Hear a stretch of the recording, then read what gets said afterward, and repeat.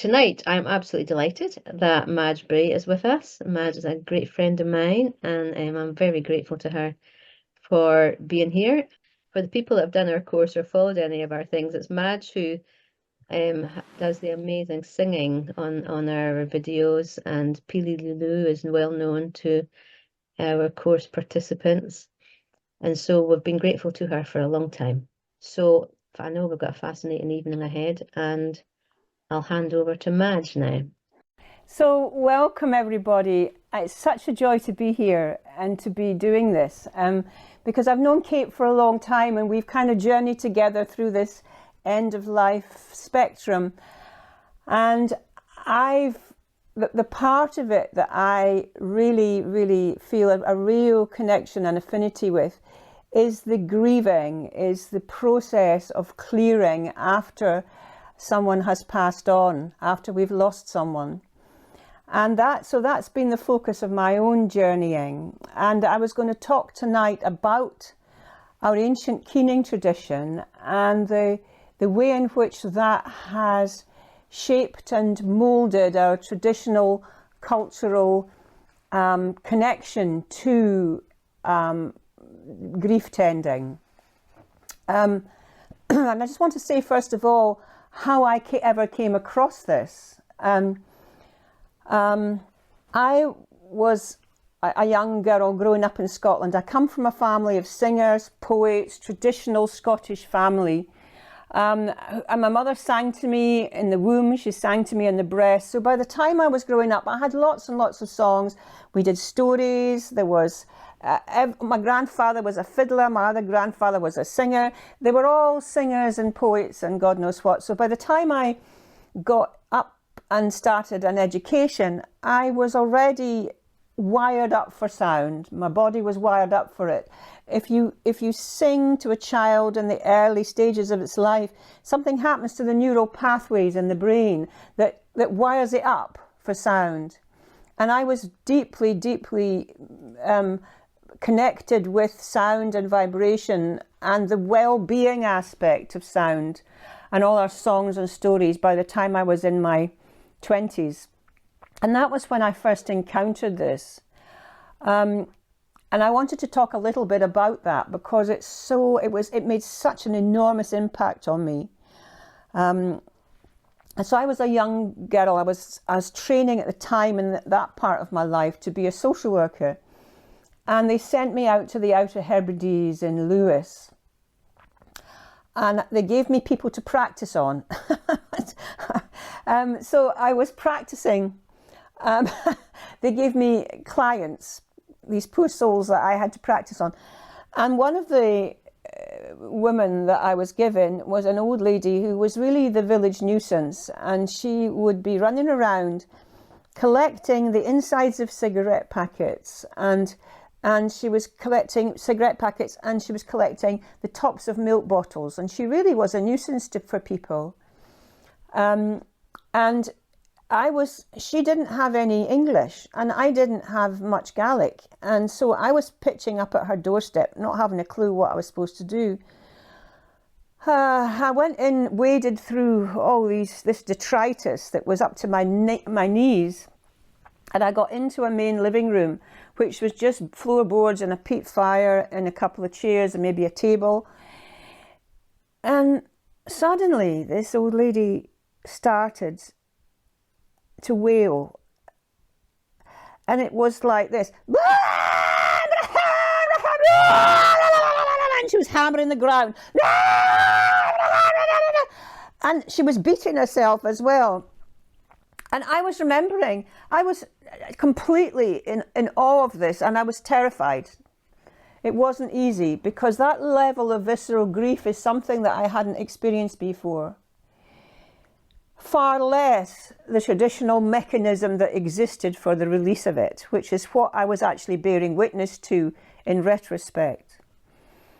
And so I collected myself. I had no idea what to do. I was really scared. I was 22, I think, and I had no idea what to do. So I just got on my hands and knees and did the same. And because I just didn't have a clue what to do. But I just did something, I suppose, in retrospect, which was something really significant and important, really without even understanding it. Because what I was doing something which was called holding space. I didn't know I was doing it, I just did it. And every week after that, I would go to her house for 8 weeks, and the same things went on.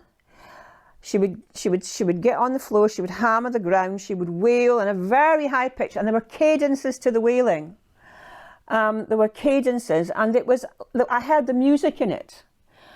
And I didn't know what to do, because I was a young student, and if I told anybody what I was doing, I was likely to get, well, what? I was probably likely to not be able to continue doing what I was doing, because in those days you weren't supposed to be hugging people. And she would come up at the end with this tear-stained face, and I would hug her. And I didn't tell anybody. I kept it, and I really lost a lot of sleep over it. It was really something that disturbed me, because I'd never heard those sounds. And much later on, I was leaving the island after a number of weeks. I heard it over and over again, so I got it in my psyche, and the cadences and the sounds that went with it, and the suffering notes within it, and then the release of them. And at the end, I was leaving the island, and I was really sad to say goodbye to her. And I went to the office, and there was a guy in the office, and I said, I'll be really sorry to leave, and I'll be really sorry to leave her. And he said, oh, did you go and see her? I said, yeah. He said, oh, she was one of the Isle Air women. And I didn't know what an Isle Air woman was, but the Isle Air was a troop ship which was coming back from the First World War in Hogmanay 1919. It came into Stornoway Harbour and sank in the harbour in a foul night. And the whole of the population were waiting for it, because there were only two. The men had gotten through the war. They were bringing gifts for their families. They were bringing gifts for their kids. Some of the men, all the island's young men, really. They're all seafaring men. And that process really stripped the whole island of its youth, of its young men. And as a result, after that, many young women left, because there was no men of marriageable age. And one of these women, incidentally, who left was Donald Trump's mother. She left within 10 years of that. But the process of unresolved grief was hung like a dank spectre on that island, because the natural mechanism for the release of suffering had been lost. People had lost their traditional ways of keening. And what I was hearing was some of the last vestiges of a keening tradition, because she would have been born in the 1880s, and at that time they were still keening. And the history of the process is very interesting and I think very important, because in the early times, in the 1400s, 13, 14, 1500s, 1600s, the clan chiefs would all have had their keening women, and they had a role within society. And their job was to hold a process of release of suffering. They would be at funerals, and they would hold a process of transition of the soul, but also a context for the uncried tears. So these were community release, grief release exercises, if you like. And they would create what I subsequently understand to be like something called an egregor, which would be a shared energy field for the community release of suffering, which actually cleared and cleansed the problem of intergenerational grief, because it cleared the way for the next generation and didn't leave stuckness, if you like. So it was a very healthy mechanism. And the women would have been the grief tenders, and they would have had that job. When it got to the middle of the 1600s, the church began to get very anti this. And in the Synod of Argyll, I think it was in 1642, the process was banned. And people weren't allowed to keen. And the church took it on, the minister or the priest in the Catholic regions took the job. The Catholic Church did the same, actually, in Ireland and in Scotland, where they also banned the keening tradition because it was seen as ungodly, and it was seen as the priest's job to steward the process of the dying and the next life. So these ancient community keening rituals slowly died out, but they didn't die out immediately. And they were still happening in a kind of clandestine way, although the church was doing its best to suppress this. So it continued. And actually, I spoke to a current day man who was a minister on Mull in the 1990s, and he told me he had officiated at a funeral where there was keening. So it hadn't completely died out, and I think it may well have done now, and until we can go back and reconnect these eternal threads. It may not be alive and kicking, but I wouldn't be surprised if it's still happening in small pockets, in certain remote areas of the Outer Hebrides now, really. I'm going to research that more. So anyway, I got very, very interested in this at the time, and I remember trying to understand where had I heard these sounds, and actually around about that time I was very interested in traditional music. In particular, I was interested in the pipes, the bagpipes, the Highland bagpipe, but also I was interested in the Uilleann pipes, because I'd recently heard Finbar and Eddie Fury perform, and they were extraordinary Uilleann pipers from Ireland. And one of the tunes that Finbar Fury was playing was called the Fox Chase. And I remember thinking, my God, these sounds are similar. They're very similar to what I've been hearing in this woman's cadences, because I heard it over and over again, so I was able to absorb it, if you like. And when I tried to understand it, I began to realise that there were echoes of it in the pipes. So time passed over years and years, and I went into trauma and understanding trauma resolution. And I worked all over the world internationally, professionally, with children's trauma and adult trauma too. And I heard over and over again these sounds, but I heard them in war zones. I heard them in the depths of suffering with children who'd been through absolutely hideous experiences.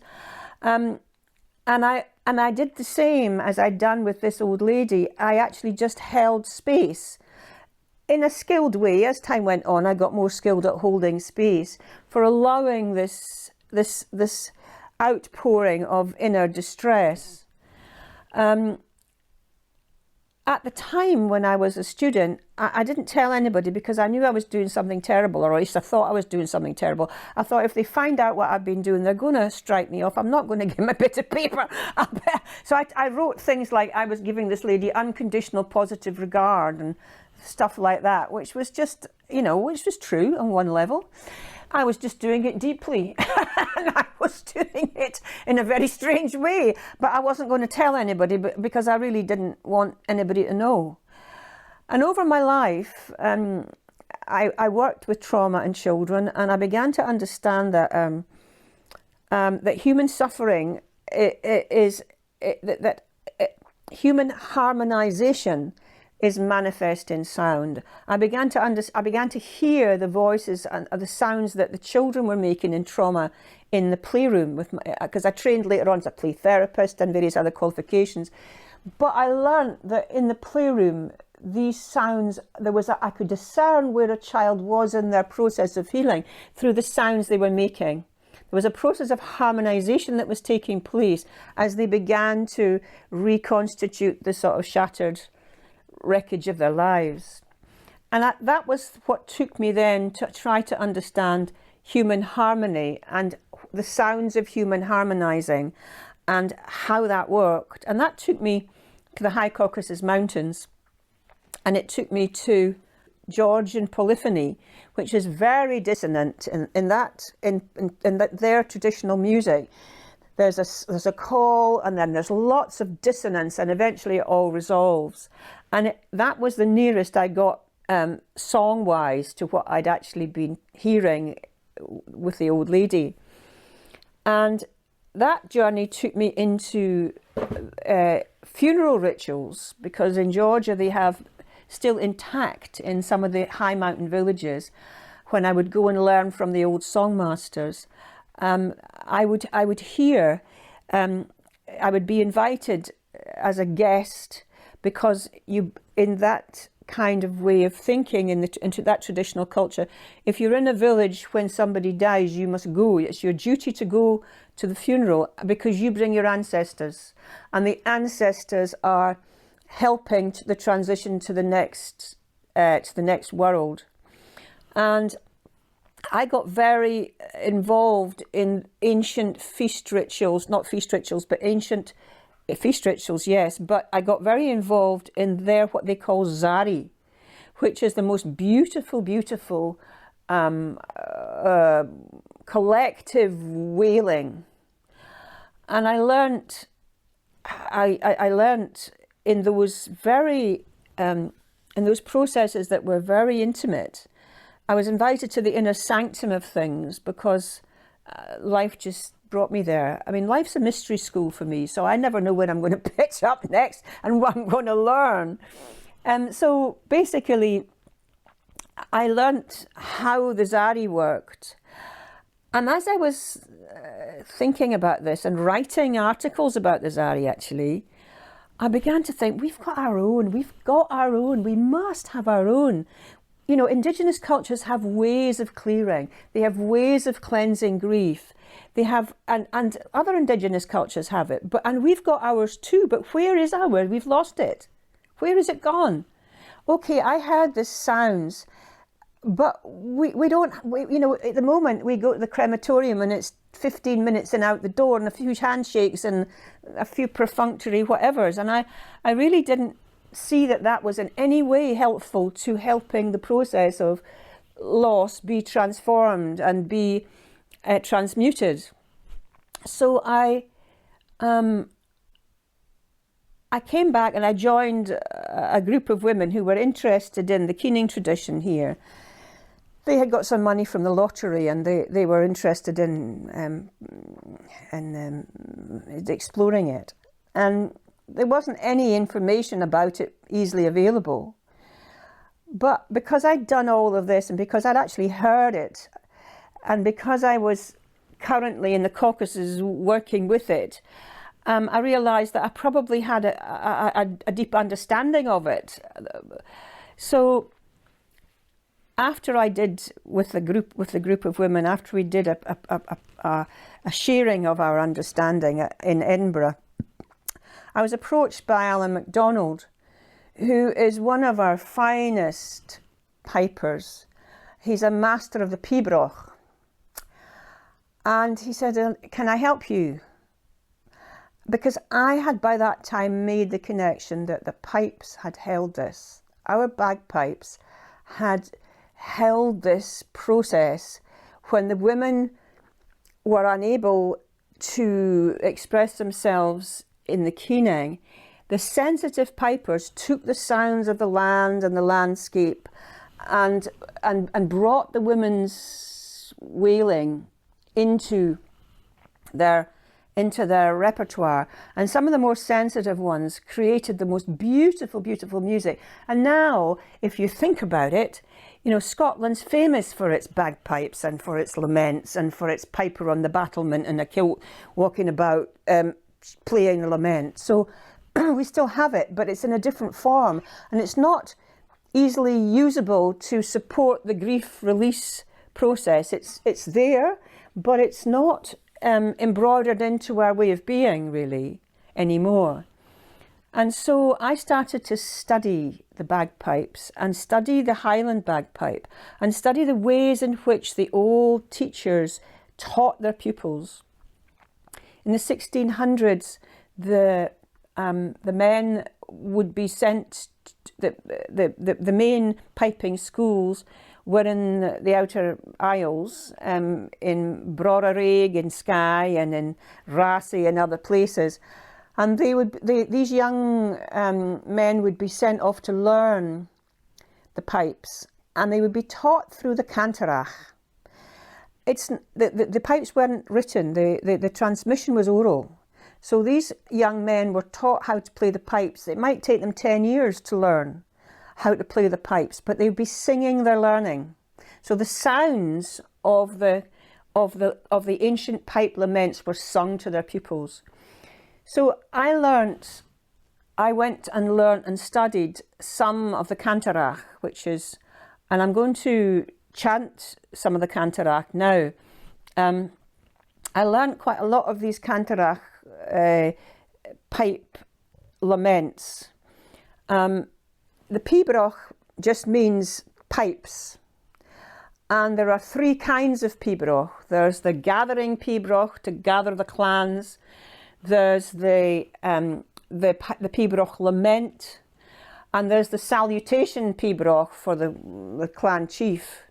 But it's the laments that I was interested in, and some of these date back to the 1400s. So, because the sounds of grief haven't changed. Grief hasn't changed as a way of tears are tears, sadness is sadness, visceral grief is visceral grief, and the texture, the sounds, the expression of it, the physical expression of it doesn't actually change. So I learnt the cantarach to some of these beautiful old tunes, and I'm singing them and chanting them. And tonight I was just going to share one of them with you. I'm going to share an ancient tune which comes from the Battle of the Park in 1492, I think it was, in Strathpeffer. And this is a very gut-wrenching tune, and you can hear the wailing in the tune as I chant it. And often when the battles took place, there was always squabbling and battles and horrible deaths, the women would actually be following their men onto the battlefield to support them. And so when the men died, the women were there sometimes. And I can just imagine this happening, this lament happening at the death of somebody on the battlefield in 1492. And the sounds aren't any different to how they would be now. With regard to this, people have asked me, before I start, this is very strong stuff, and I'd just like you to warn you about that. It's not something, it changes something internally when you're doing it, and it's what should I say? It's big medicine. Lots of people have asked me, Madge, can you teach me how to keen? And in the same way as I can't teach you how to cry, I can't teach you how to keen, because everybody does it differently, and everybody's own unique process has to come through in their grieving. But I can hold a space for it, and I can talk. What I'm intending to do for people who want me to help them with this is I'm going to create a companion with pointers and suggestions, like a little helping pocketbook to go alongside, and I'll do it in another video, and I'll put that video on my YouTube channel, which is Madge Bray Traditional Futures. So all my stuff on keening, I have a long list of stuff now, I'm building it, of work on the keening tradition, and I'll be putting that up. I'll be putting that up. So if you want to know more about this, go on my YouTube channel and look at what I've done there already. And then as soon as I can do it, I will be putting out something that just holds pointers to what is helpful in the process to facilitate it. Yeah. So what I'm going to do now is I'm going to keen the Park Pibroch 1492. And if I was there with a group of you, I would get you to vibrate on a certain note. I might, so I'm going to be going, so I'll be going, one half of the group would be going, and the other group would be going,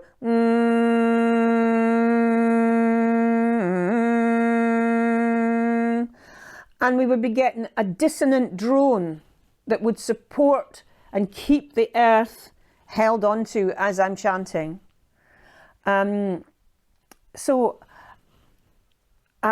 Yeah, so I'm going to chant this now without the drone, but the drone to me is one of the most beautiful earthing mechanisms that just holds us to the earth, basically.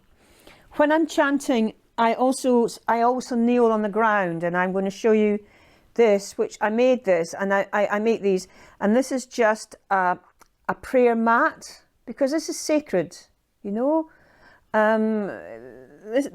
Tears are a sacred thing, and the expression of our distress is it's so tender, and so I like to give it reverence. So I'm going to chant the Park Pibroch now, and then I'll maybe leave some time, just let it land, and then maybe if anybody has any questions about any of this, or if there's anything else that I can illustrate more clearly that you haven't picked up, I'd be glad to do it. I'm doing these workshops quite a lot, but it's much better for me to do it face to face with people, because it's not something that indirectly you can experience as well as if you can do it one-to-one, not one-to-one, but as in a group. So I'm doing another workshop, a couple in Glasgow soon, and people decide that they'd like to come here, and I've got various things happening in the future where I'm holding, a group says, right, we want to create a group, and I just go and work with them for a couple of days on this whole thing, and we can do it much more expandedly rather than just in a quick way. Okay, so I'm going to chant the Park Pibroch now, and I'll try and work with the body movements too. It's a kinesthetic movement, it's a release movement. And if you go on my channel, you'll see a really nice illustration from an old book of a woman keening in Ireland. And this is the same as I saw when I was on Lewis, this. And it's this kind of thing. And it's this kind of thing. And a hammer in the ground. I'm not going to get on the ground because the camera won't be seeing me, but this hammer in the ground. And sometimes hammer in the body. So I'm just going to do this now. Just let me get into the room.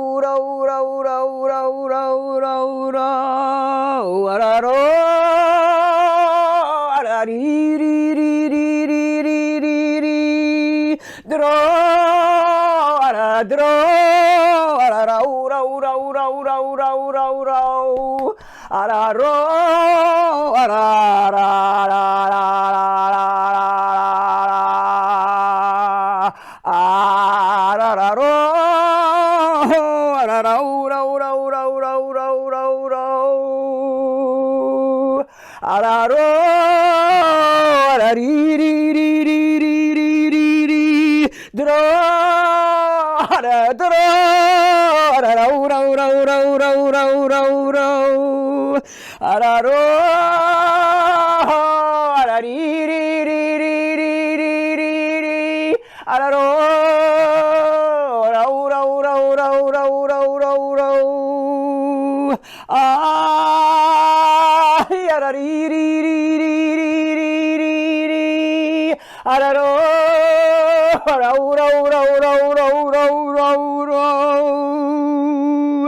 Araro, aro, ari, aro, ro, ro, ro, ro, ro, ro, ro, ro. Araro, ro, adri, ro, adaro, ri, adri, ro, ro, ro, ro, ro, ro, ro, ro. Araro, ro, adaro, ri. Aro, adri, adri, ro, ro, ro, ro, ro, ro, ro, ro, ro, ro, ro.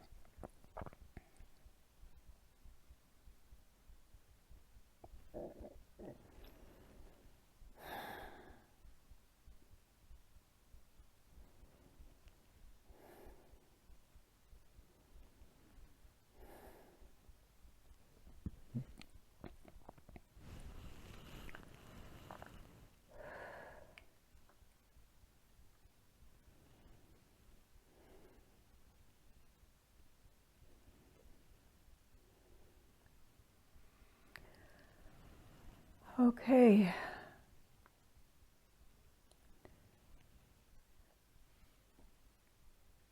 It's always very profound, and after there's always deep, deep, deep liminal silence, and the sound lands on the other levels, on the etheric and on the other levels.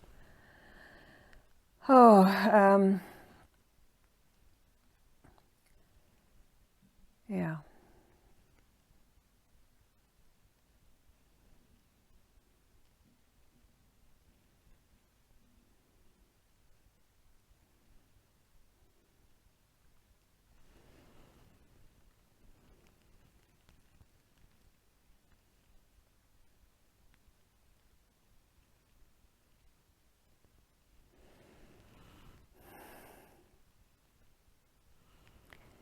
I think maybe I should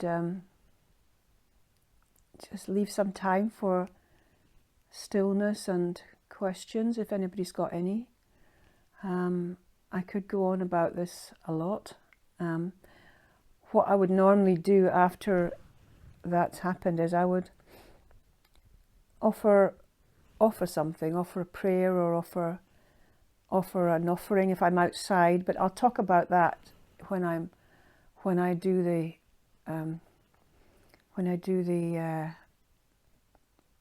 video about the keening, about how one might go about it. And I'm not advocating anything here really. I'm just sharing with you my lived experience of the transmutation of human distress, and I'm doing it in a way I hope that serves and enables people to find their own thread within this and develop it in their own way, or to use it themselves to release what they're holding. In the early days when I began this, I would say to people, I can't teach you how to do this. I can just, because it comes through the grist of your own lived experience. But I feel now I'm more able to guide people a little bit than I because I've thought myself through a lot of these processes. So if anybody has any questions that they want to ask, how do we go about doing that? Okay, thank you, Madge. There's a message from Crystal. She's saying, "Why, Madge, you unlocked so much within me there. That was some of the most powerful medicine I've ever received. Thank you so much for sharing. Grateful you have kept this alive." And Melissa says, "It seems to me that this is how we can access the deep pool of grief we are normally allowed to express in Western society. I was horrified the first time I went to an English funeral, where tears are barely allowed and rarely acknowledged." Totally. And lots of thank yous for you. Has anybody got any questions? There's Melissa. Hello, Melissa. Madge, that was very, very powerful. Thank you. I feel really touched and excited as well. I wondered if you had seen the grief rituals or grieving rituals in India, because there is a kind of keening that happens in Tamil too, which has the very similar, the beating and the tearing of clothes. Yeah. I think there are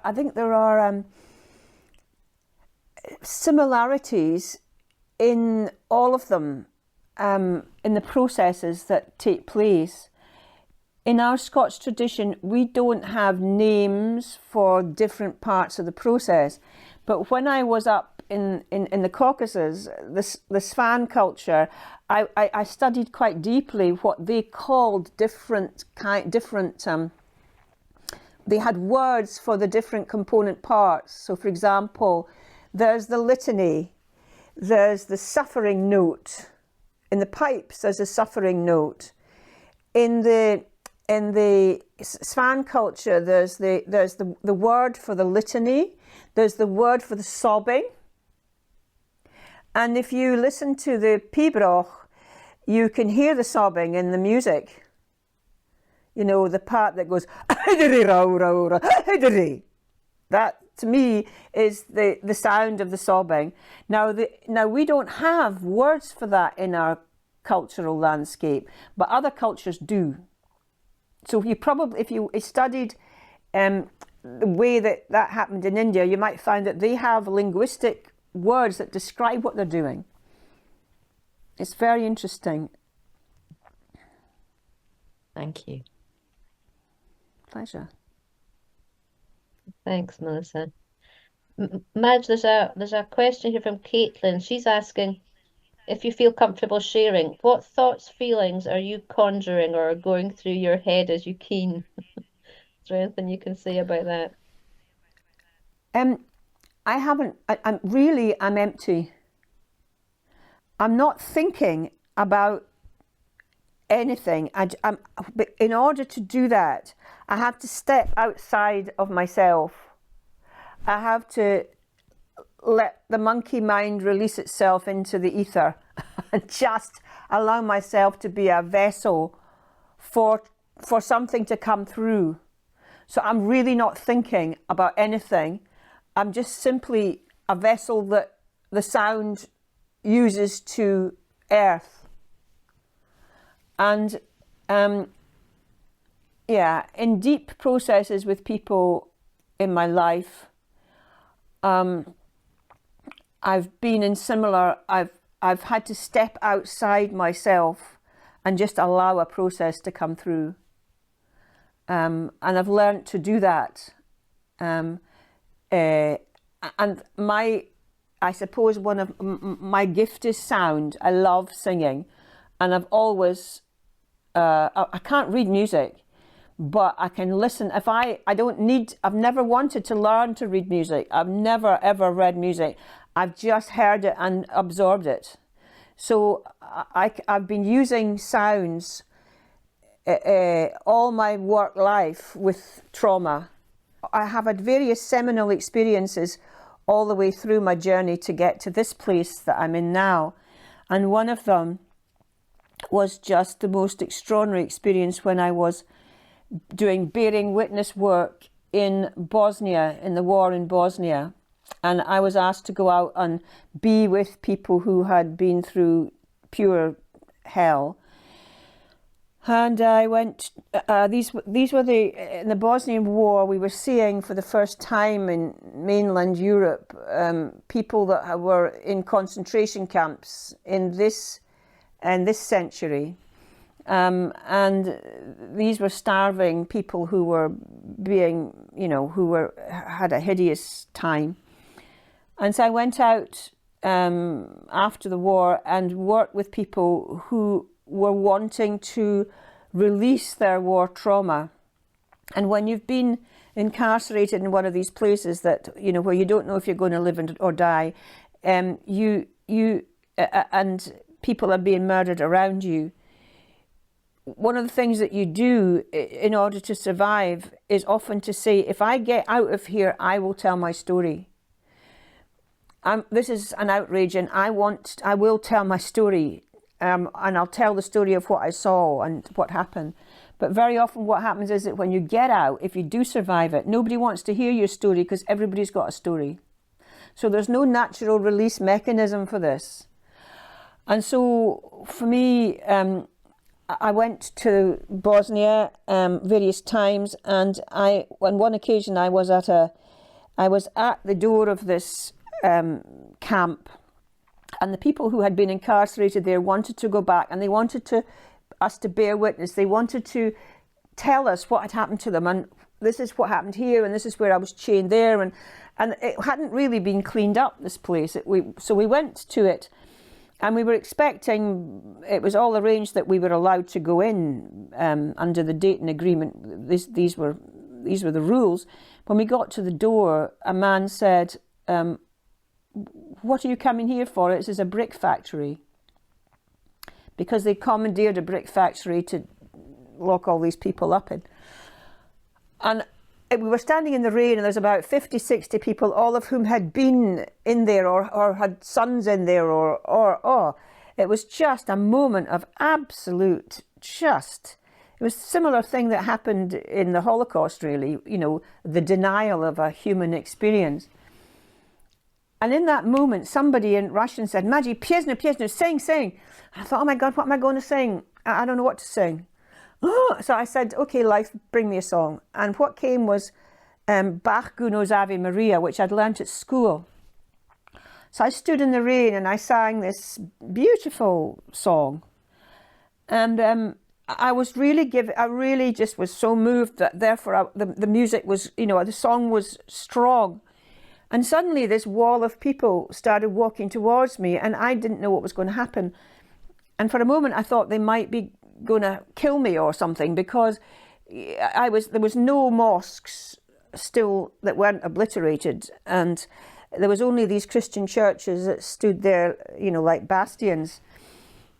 And I was singing Ave Maria, which was a Christian, in my thoughts, a Christian song. And suddenly a number of these women started, it wasn't just women, it was different, they came to my body and they started to grab my body. They started to get to my skin. What they were seeking to do was to pull my skin.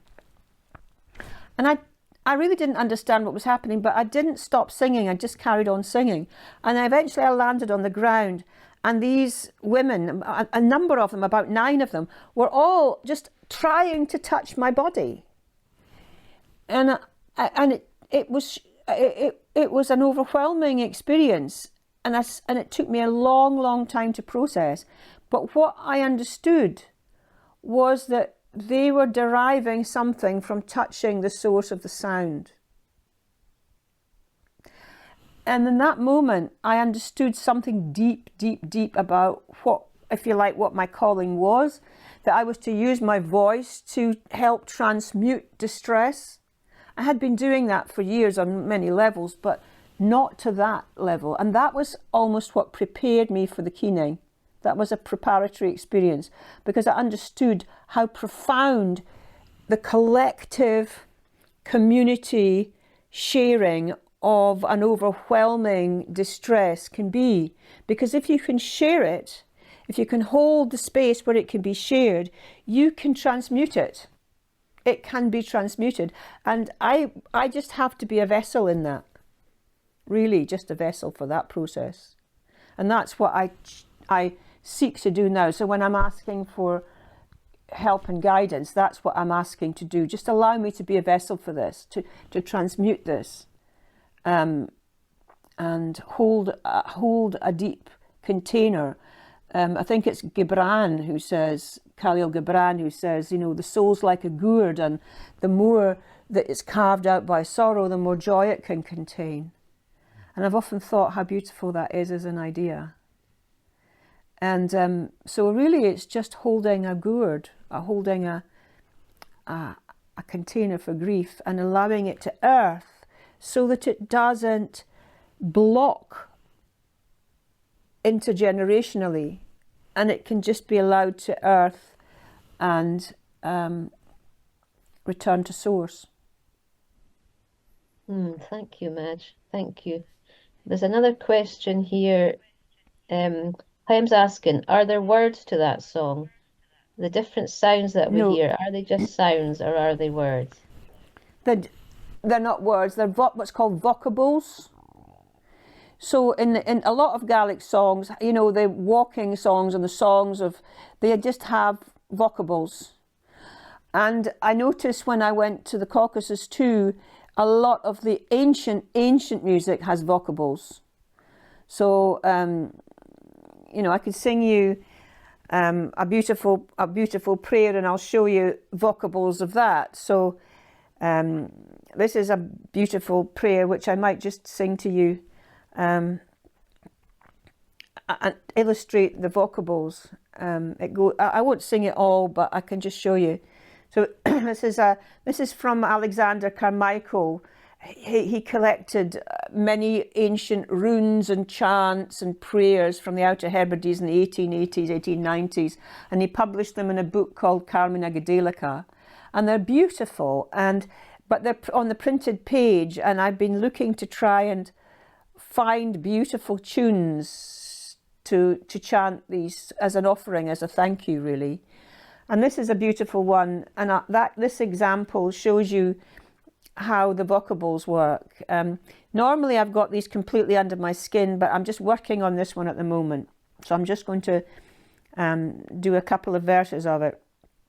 It's called Grace of God. Grace, O God, enfold in me.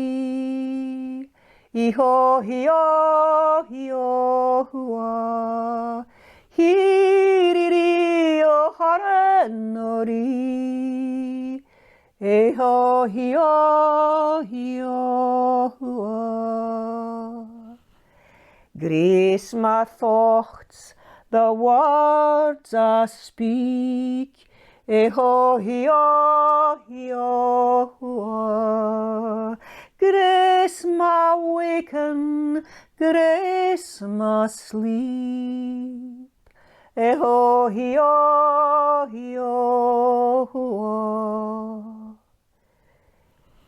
Grace my sight and all my hopes. Echo, hio, hio, hua. Grace my life beyond my lips. Echo, hio, hio, hua. Grace, O God, enfold in me. Eho, hio, hio, hua. Hioriri na haran horo. Eho, hio, hio, hua.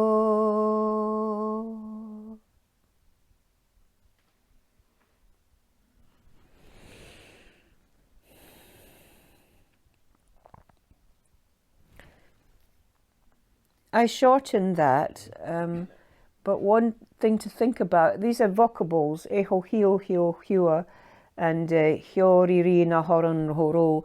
They're nonsense words, but probably they would have had significance at some point. I don't know. But they're they hold the vowel sounds. But it's the vowel sounds that allow for the flow of energy and for the flow of transmutation, really. The consonants cut it, and the vowels stretch it and hold it. And this is one I'm working on at the moment, to work with the tune, to get the tune so beautifully embroidered into the text that I can use it as a prayer. And after I've keened, I say thank you with a prayer or with an offering if I'm outside. But I'll talk more about that when I do the video. When I really gather my thoughts about creating a companion for this, so that people can use it and take it and use it in their own lives. In the work that Kate and I have done, we've been involved in a number, I think now maybe, of end-of-life situations with song and story and sound. And they're really been beautiful. The Peelililu, I often sing that at a time when somebody's passing or has passed. The beautiful Hush, Hush, Time to Be Sleeping. Kate and I were involved with a passing of a young girl who had taken her life. And when the family asked if I would go and keen with them, and when I got there, it was clear that that wasn't the moment. And because these things have to be so carefully, sensitively done. And so it wasn't the moment for that. And the mother said to me, "Do you know this song?" And I said, we were just all around the coffin, and the family had been holding vigil. And I said, "Yeah, I know this song." And she said, "Could you sing it?" And I said, "Yeah." And it was, hush, hush, time to be sleepin', hush, hush, dreams come a-creepin', dreams all peace and all freedom, so smile in your sleep, bonny bairnie. And it goes on. But it's a song about the Highland clearances. This family she'd sung that to her children when they were babies. It was the lullaby that they'd sung. So for them to surround the coffin with this song was a really, really absolutely perfect happening. And they sang it into the night, I think. We sang it. Often I sing lullabies in these situations too. So I might, after I've done keening with people, a lullaby is always a beautiful thing because it brings you into tenderness and gentleness, and and being little, because often what's screaming is your inner child. So sometimes it needs a lullaby. Yeah. Thank you, Madge. There's just one last question here. Somebody's asking, it's Kirsty, is asking, have you ever worked in any activist spaces? Well, I guess she attends weekly protests with people of Palestine, Yeah. but sometimes it feels like no chant is enough, and there's a shyness. You can imagine keening serving a powerful purpose. Yeah, I did one. In fact, the very first thing I ever did on the YouTube channel was I came home one night after Refa Al-Arir died, and he was a Palestinian man who was a professor of literature, literature, and he had the most beautiful, had written the most beautiful poem, saying, if I should die, you know, these are the things I want you to do, and get a kite. And he'd written this poem about months only before he was killed himself. And I was just so moved by that I went and I created a chant that night from a pibroch that I was learning, and I created a response to his tale. And that's the first thing that's on the YouTube channel. And that went to Gaza. God knows how it got to Gaza, but I got people coming back to me from Gaza saying, thank you, thank you, thank you. So yes, social activism, very important. I'm going to do some more in this next month in Glasgow on I've been requested to work with the grief of the clearances, Highland clearances, and which is looking at our unprocessed distress about the whole narrative of the clearances. So yes, I do a lot. I'm a real activist in different ways, and I think there's a huge call for sound music, and there's a whole lot more scope for it, put it that way. If you go on the YouTube channel, you'll see that Refa Al Arir. It's so badly done. I just stood by the Christmas tree. I was determined to do it, and I just did it, and I put it out immediately. And it went. I don't know how it got to Gaza, but it did.